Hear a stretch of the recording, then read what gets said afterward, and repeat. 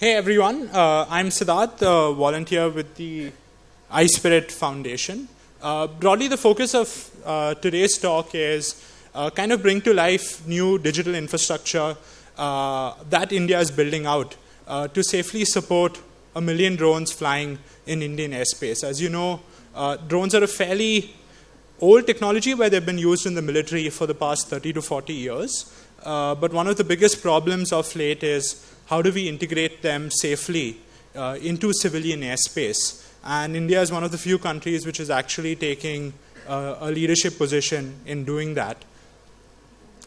But broadly, to set context, I mean, would any of you, could anyone name a single non-Chinese electric vehicle bus company? Do any of you have any? Not a single hand up. Or say a non-Japanese camera company, DSLR company specifically. Not a single hand again. Or a single major player in autonomous vehicles that's not American. But they're not as significant. I mean, they're doing some elements of it, but still. And the reason for that is, if you take a look at the history of tech development, right, it's broadly something that takes about 20 to 30 years to bring to life. And a country therefore takes a significant decision early on saying, this is an area that we want to invest in and drive primary research. So if you take, for example, Japan, about 30 to 40 years back, they decided that they would fund and create an optoelectronics lab where they would fund research in optoelectronics, which is the heart of DSLR cameras, right? And that therefore became the primary center where a lot of this fundamental research took place. And naturally so, when it was mature enough for commercialization, it was actually Japanese companies that were part of that ecosystem which were able to build out front-facing consumer products and then scale it up across the world, right? And we see this time and time again. And India for a long while has actually purely been adopters of technology once it's been matured, right? You take almost all sectors. Once other countries have developed it, matured it, other companies have done that, then we just go ahead and copy it and implement it in India, right? So the primary business model has been that of trade, which we'll take existing tech and then kind of sell it at a premium, be it hardware or software, and implement it out here. But there's been one area where actually we've gone ahead and taken a leadership position is particularly in financial inclusion. This started off where about 10 years back we decided that every Indian should have a digital identity, and that led to the creation of the Aadhaar project. The primary goal being, given that India is a country of 1.3 billion plus people with large amounts of diversity, which is a fundamental difference from China, how do we get the first step of getting people formally included by the opening up of bank accounts? At that point in time, about 1 in 3 Indians, about 33% of our population had a bank account. Fast forward 10 years, 99% of households now have a bank account. So broadly, if you run the numbers, what would have typically in a paper-based mode taken 46 years to achieve, India did that in 10, right? So using tech and building out public platforms, we were able to fast-track the opening up of bank accounts, which is a key enabler for financial inclusion. The next step was actually deciding, you know what, hey, once a user has a bank account, how does he in a mass market way transfer money in and out of it at scale, right? A conventional option was using cards, the likes of Visa and MasterCard, which already exist. But about 4 to 5 years back, we decided to go ahead and create something called UPI. Again, whenever you build out any public infrastructure, it's very messy in the early days, right? So there were a lot of skeptics about what is this new payment tech, what is this new payment infra, seems like a toy, very messy to use with, I have to talk with banks seem very messy, can't get access, lots of bugs, things like that, right? Yesterday, what India did on the UPI payment platform was greater than American Express's transactions worldwide, right? So you may have used UPI through the likes of private innovators, which are Beam, PhonePe, Google Pay, WhatsApp. I was recently talking to someone about some new app called FamPay, and things like that, right? Have any of you used these apps? a large number, right? And the reason that's possible is we've gone away from the old mode of the government building out what they would call portals to actually the government building out public infrastructure, which in the case of, if you take UPI, which was the payment switch, right? And then allowing private innovators to build on top. So you could think of UPI as a 3-layer cake, right? The government, through the National Payments Corporation of India, built out the payment switch, and then through the banks, because payments is an important regulatory function, they opened it up to private innovators, be it a PhonePe or a WhatsApp or a BharatPay or whosoever, who could partner and then build it out for diverse use cases that a country like India requires, right? Versus the old mode of saying the government, you know what, I'll build the end-to-end portal and then launch it. And no one can use that portal because it's a pretty crappy user experience, right? And that decoupling is very important. But it's not new in technology. I mean, the internet was nothing but public infrastructure that the US funded through the likes of DARPA, which the ARPANET project. And then you had private innovators, which is Netscape. Netscape also came out. I mean, Anderson Horowitz was working in a public funded research lab. But then you had private innovators, the likes of Google, Facebook, etc., building on top of the internet, right? Same with GPS. GPS is a public good, non-discriminatory, non-rivalrous, that was US-funded research put out, and then you had private innovators like, say, Google take GPS, which is a very messy technology, consumerize it and offer it as Google Maps, right? And they created, again, Google Maps as a platform so that subsequent private innovators could build apps on top of it, the likes of, say, an Ola or Uber or Swiggy or Airbnb and things like that, right? And so in India, we decided to take a similar approach, saying that, you know what, for problems that are deeply important to us, that are societal in nature, which are finance, health, and logistics, could we actually build out the public infrastructure so that private innovators like yourself could build third-party apps very easily and take it forward in the ecosystem. And that often requires a very long-term view of some of these projects. And broadly, this is now getting manifested because in the logistics supply chain, if you take a look at it, there's large amounts of inefficiency. So a lot of inventory is held up at various stages, primarily because of a very inefficient delivery system that we have, right? Today, about 9 million Indians don't have access to vaccines because they are in hard-to-reach areas like the Northeast and deserts and stuff like that. So the question for us is, drones obviously solve that problem very easily, but how do we do that at scale? Because we are a security paranoid country. You've got 1 billion plus people, a large populous density, right? Complex terrain, right? A fairly large country in terms of geographical size, multiple departments involved. So if someone wants to go ahead and build use cases on top of drones, how could they plug into the public infrastructure for purposes like traffic management and registration and things like that? And that's kind of how Digital Sky came about broadly a year and a half back. If I'll just show you, there are broadly 2 categories in terms of use cases of drones, right? And I'll pull up a video of Zipline. Zipline runs, right now, they're the largest commercial operator of drones. They started off in Rwanda, where they have 2 drone ports and use that for delivery of blood packages. And they're now setting it up in India, at least in Maharashtra, to start off with. Let me show you how that works.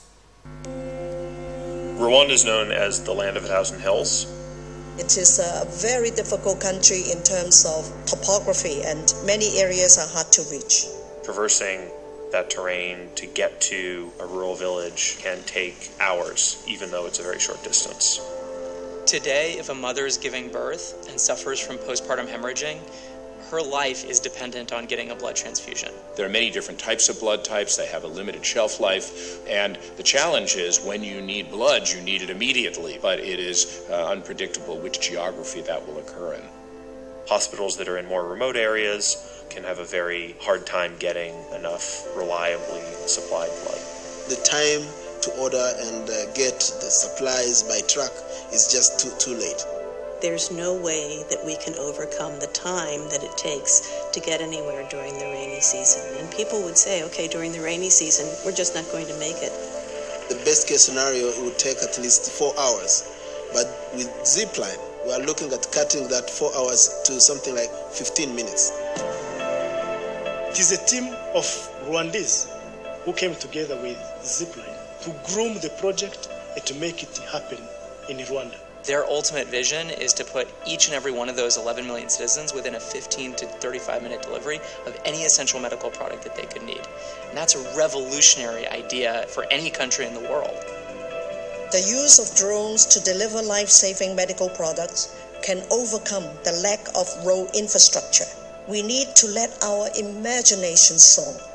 When you have a commodity, rare in supply, that might be an unusual blood type or something like a rabies vaccine, and you need it immediately, the idea that we could use a drone to be able to deliver this to the country is absolutely brilliant. There's nothing else that could do that in that way. It is like we will no longer go around hills, but we fly over the hills. We've pulled together a team from places like Boeing, SpaceX, Google, Lockheed Martin. And it's an honor for Zipline to partner with the government of Rwanda. We place a hub next to an existing medical warehouse, and it instantly enables that warehouse to make hundreds of deliveries per day to any location within range. The doctor sends us their order by text, by phone call, whatever's convenient. Somebody identifies the need and then prepares the package, puts it on a drone. Then we take that vehicle and we put it through pre-flight tests. It's launched, it flies automatically out to the clinic. The path has been already calculated, it's in the computer. And then they'll receive a text message saying, "Zip is 2 minutes away, please walk outside." It drops the packet, somebody goes and collects it. It turns around, it flies home, and then we get it ready for the next delivery. Our service not only makes it possible, but also affordable for countries to deliver reliable access to essential medicines for all of their citizens. What we are looking forward to see here is saving lives. This isn't a small step forward. This is a transformational change to how we provide medical care to people across the world. And we probably need, while Rwanda is the size of one of the smaller districts in a state like Karnataka, right? So therefore, to solve the problem of getting access to, say, vaccines to 9 million Indians and other lack of physical infrastructure, you need hundreds of such zipline companies to be built in India, right? And that's only going to happen if core components of it related to registration of the drone, traffic management, things like that are actually built out as public goods and offered up through neat little RESTful APIs to anyone building out here. Now, while zipline is a genuinely good use case of drones, you're also plagued with bad use cases. Recently, you may have read about a bunch of drones in Saudi Arabia bombing and affecting global oil supply, right? Or, as you'll see in this video, the Venezuelan president, while he was giving a talk, almost... On August 4th, Venezuelan President Nicolas Maduro was apparently the target of an assassination attempt. Maduro was giving a speech here, in front of troops. Then something exploded in midair, probably less than the length of a football field away from the president. A second explosion happened 14 seconds later, 2 blocks away. The day ended in mayhem and mass confusion. And it's still unclear who launched the attack. But by reconstructing the events, we can get a clearer look at how it unfolded. La Guardia Nacional Bolivariana. Hundreds of soldiers take formation on historic Avenida Bolivar in Caracas. Maduro is hosting a ceremony honoring the National Guard. It's a demonstration of strength for his dictatorship, broadcast live on state TV. About an hour into the event, Maduro and others nervously notice something above them. 2 minutes later, something suddenly interrupts him. Ha llegado la hora de la recuperación económica y The state broadcast cuts to a soldier. But the same scene was captured by a different camera. In this clip, you can hear an explosion and see Maduro's bodyguards running to protect him. Around this area, cell phone video captured a drone exploding in midair. Above the military parade and within Maduro's sightlines. 2 blocks away, another drone is seen. It flies into an apartment building and crashes. It detonates 14 seconds after the first explosion. The sound can be heard at the ceremony grounds. And it sends the crowd fleeing. Fue una explosión muy grande, eso parecía que hubiese habido un terremoto. Los edificios de nosotros se estremecieron. You can see a hole on the wall where the drone exploded. We analyzed the images of both drones. They are DJI M600 commercial drones. Each costs about $5,000. They can carry up to 13 pounds in a 3-mile radius. Here we see a likely camera and explosives attached. According to the Venezuelan authorities, the drones carried C4 plastic explosives. These are commonly used by military and law enforcement. They are moldable and usually triggered remotely. 7 soldiers were injured by the explosion at the parade. In the aftermath of the incident, authorities arrested 6 people and started to crack down on opposition lawmakers.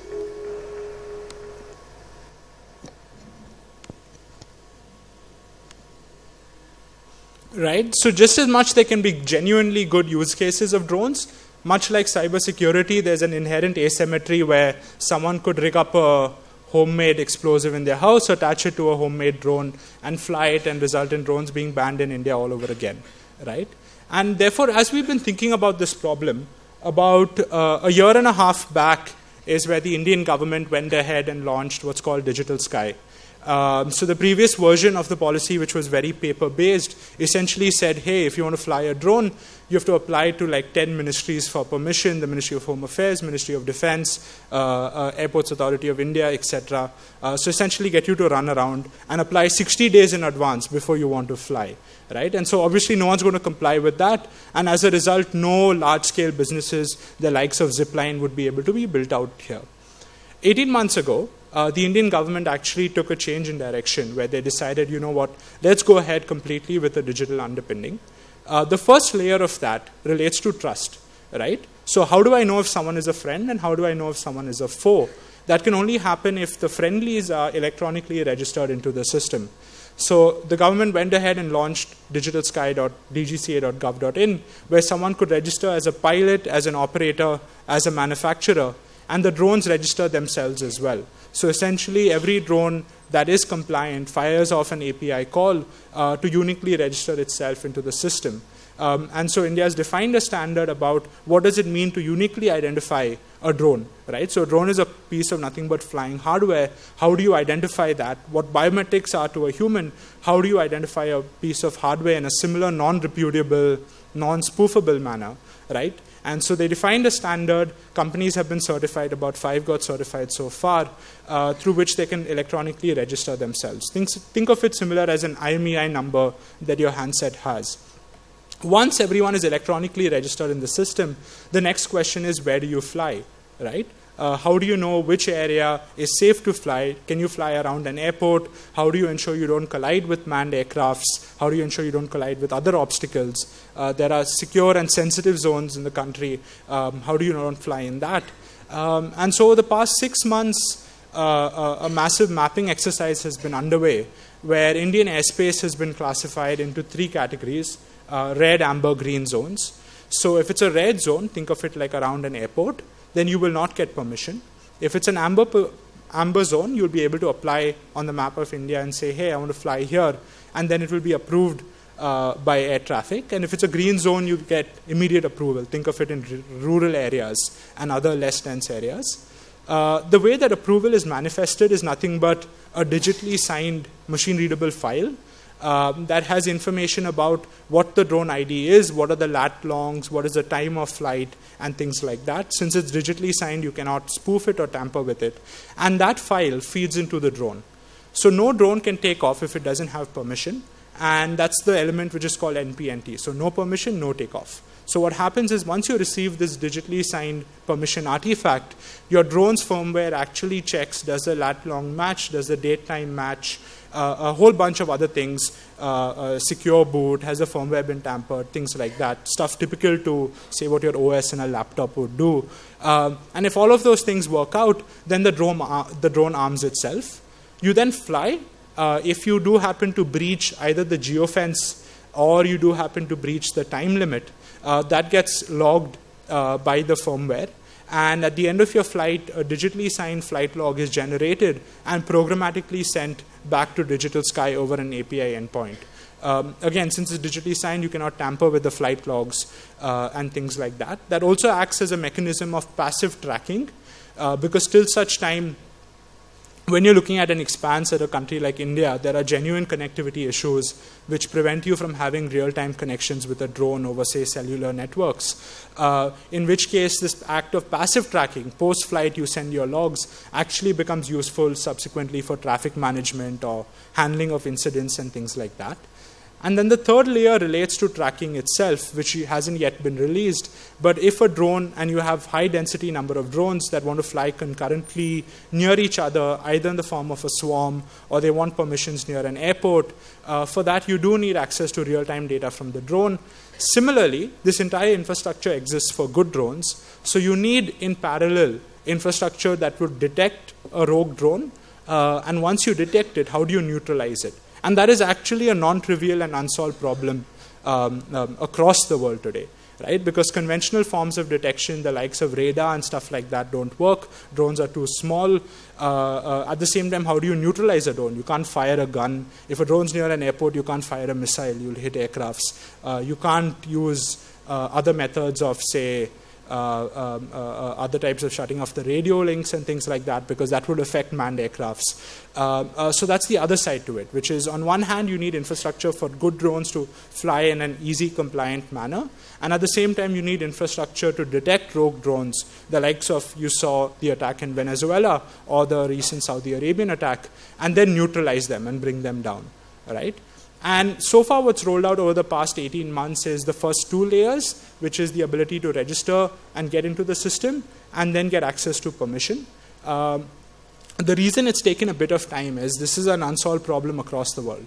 So there is inherent messiness. At the same time, manufacturers have to implement standards. India, for the first time, otherwise, typically in aviation, we've imported everything. We've imported the planes, we've imported the software, we've imported the regulations.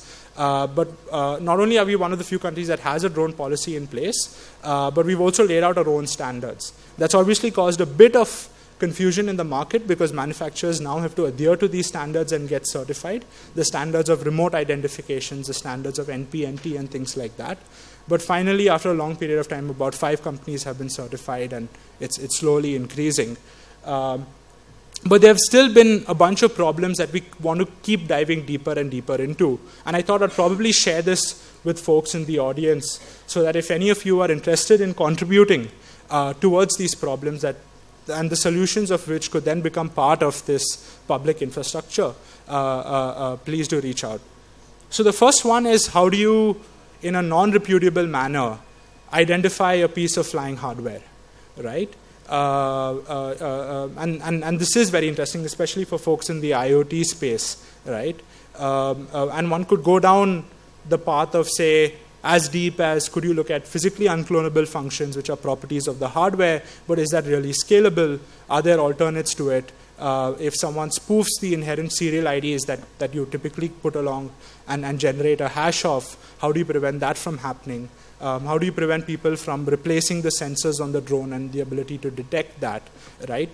So this is one category of problems. And as we increase the trust in the identity of the drone, that actually makes it much easier for someone to fly. Because then if a drone, and if you think of trust in levels, a red zone could actually be a green zone for a drone that belongs to a much higher trustworthy level. And this could be enabled programmatically, right? So an area which is, if you think of level 1 and level 2, if a drone implements much better forms of identification, which means you know indeed in a non-repudiable manner, this drone is who he or she claims they are, and it's not spoofed, I can actually allow him access to more airspace than conventional. The second category of problems relates to how do you ensure integrity of code that's running on the flight controller, right? So all of these drones inherently have what's called an autopilot. And one of the biggest issues is, as they implement elements of, say, remote ID, no permission, no takeoff, and things like that in their firmware, How do you ensure that cannot be spoofed? How do you ensure that they cannot tamper with that, import other types of software and manipulate it? Again, similar to what one would typically face, say, even in an Android device. And Google, it's kind of implemented through safety net, right? Where using safety net, you can detect whether this device has been jailbroken and things like that, right? The third category is how do you bring about and increase trust in the sensors that rely on a drone, right? So how do you prevent its positioning from being spoofed? Because now I may have given permission to fly in a particular area, but all he needs to do is actually spoof his GPS, right? And now he can fly somewhere else and the drone would activate. Similarly, how do I build trust in the camera itself so that imagery that's captured by the camera can be differentiated from, say, fake images and other AI-generated images and things like that? How do I build trust in the motion sensor so that people, hackers not able to take down a drone and use it for malicious activities? The third category, the fourth category of problems essentially relate to prediction, right? So if we have 1 million drones flying in Indian airspace, how do you prevent and avoid collisions, right? How do you manage airspace? It's kind of like how do you manage spectrum? It's a similar class of problem. Spectrum's a public good, and a lot of deep research has gone into how do you optimally allocate spectrum to different telco operators and different devices and things like that, right? Similarly, out here, as we think about Indian airspace, how do we optimally allocate it? Do we create drone corridors? You can create an envelope of air around the drone, but that's not optimal when you think about it in the context of swarms, right? And quite likely, if any of you have taken a flight to the United States, the entire traffic management of it, the entire collision avoidance piece is actually built and has been programmed using a language called Julia, whose office is very close to where the hackathon's taking place in Bangalore. Right? So Julia is a scientific high computing language. The FAA has actually eliminated human operators from the collision avoidance function and actually created complex models written in Julia to manage the airspace. Right? Could we think of something similar out here for drones? Zipline as well uses Julia. Julia is completely open source. Some of you may be familiar with it.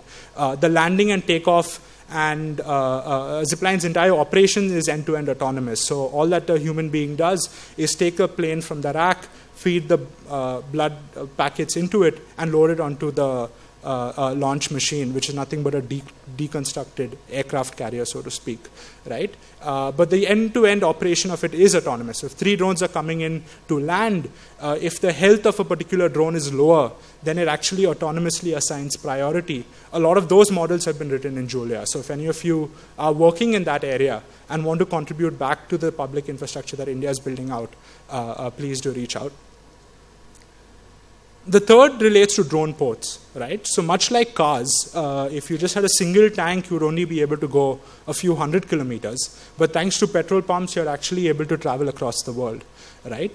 And so drones need similar infrastructure for longer endurance, right? While there are developments happening on the battery side, they only take you so far. And so India is creating what are known as drone ports. Think of it much like petrol pumps, but for multi-rotors or fixed wings to take off and land in an interoperable manner, right? But this has to be infrastructure light. Anything that requires extensive physical investments, India is not good at, right? And you can see our conditions of the roads in Bangalore itself. So versus things that are far more digital or far more infra light, India is actually far better at, for example, the payment system or identity and things like that. So can we think of infrastructure light ways where drones could actually take off and land in a very interoperable manner? And the last challenge out there is how do we navigate in GPS denied environments? Quite likely this room. So a lot of drone flights, for example, happen in indoor environments, right? How do you navigate autonomously there? Or when you lose GPS signal, for example, due to tree cover, cloud cover, things like that, how do you navigate in those conditions autonomously, right? And what are the various alternates that are available? One could use local forms of computer vision and things like that. So these are broadly the set of challenges which we are battling as we start opening up our airspace for all types of companies to bring their drones and fly And this is a long-term thing. So broadly at iSPIRT, we work on projects that typically have a 30-year timeline because you need that patience. There's a lot of messiness, a lot of deep thinking that has to go into this before it finally manifests itself, right? And so yeah, so I'll open it out to any questions that folks may have, if at all. Cool. No questions, I'm assuming. The lights are a bit blinding, but awesome. Cool. Thanks a lot, Nishant. Thanks, Shakti, for giving me a chance to share this. This is my email ID, so feel free to reach out if any of you are interested. Thank you.